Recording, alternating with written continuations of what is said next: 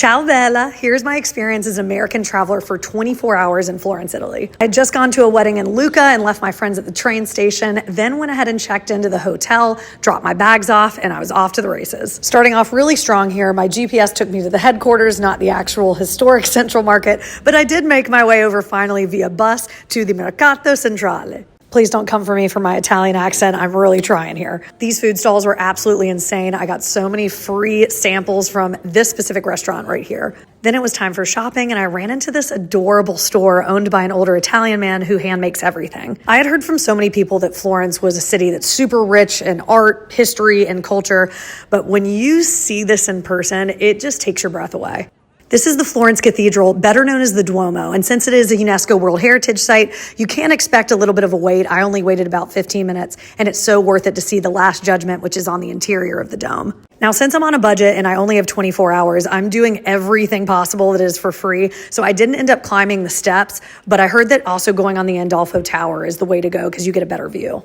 Then I went to the Palazzo Vecchio, which is a palace and museum that is the city's town hall because it represented the political center of Florence. Biggest regret was not being able to get to the Uffizi galleries, but next trip. So as a solo traveler, it's hard to always get the perfect shot without a bunch of tourists in there. So luckily this guy saw me struggling and helped me get up on the ledge to get that perfect shot. The Ponte Vecchio was one of the most impressive pieces of architecture I've ever seen. Really wish I could have afforded some of the gold jewelry that was there on the bridge. No trip to Italy is complete without gelato, so went to go get my cheesecake gelato from this local gelateria. It was super picturesque in the Piazza del Santa Maria Novella, and make sure you get extra napkins because this thing melts fast. Almost went into Prada at the luxury shopping district because you can get that VAT tax refund back, but I came back to reality and just decided to do some window shopping. Now I was able to get checked in and settled into my hotel, the Social Hub, and y'all, this is one of my favorite places I've ever stayed at. It was under $150 a night, and it's a student hotel, but there was plenty of room, super high ceilings, and so many different amenities. It's a co-working space. They have cafes, a ping pong table, free rooftop workout classes,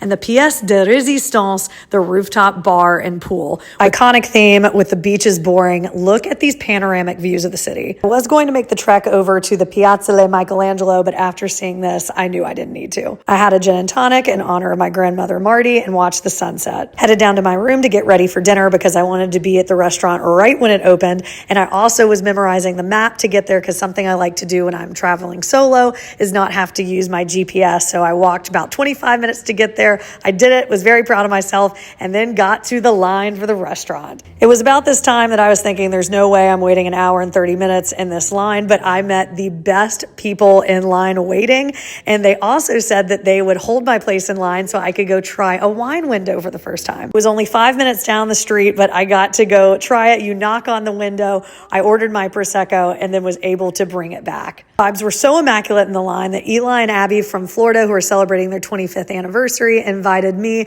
and a girl next to me, Hafsa from Morocco, to enjoy the meal all together instead of us eating solo. Y'all, that line is 1000% worth it. This was one of the best meals I've ever had in my life. I had the tagliatelle flambe, which is pasta with fresh truffle made right in front of you on their cheese wheel. Definitely a member of the Clean Plate Club on this one. Belly was full and it was time to walk home, and ended up coming across this adorable little dive bar and met so many new friends. Had the best conversations with Samara, Iman, and Luigi from Italy and Khalil from France. My hotel was on the way back home for the Italians, and it was so sweet that they walked me home in a perfect way to end the trip. For me, this is what travel is all about: connecting with people you would have never met otherwise and learning from locals. Follow Marinator for more travel wrecks around the world.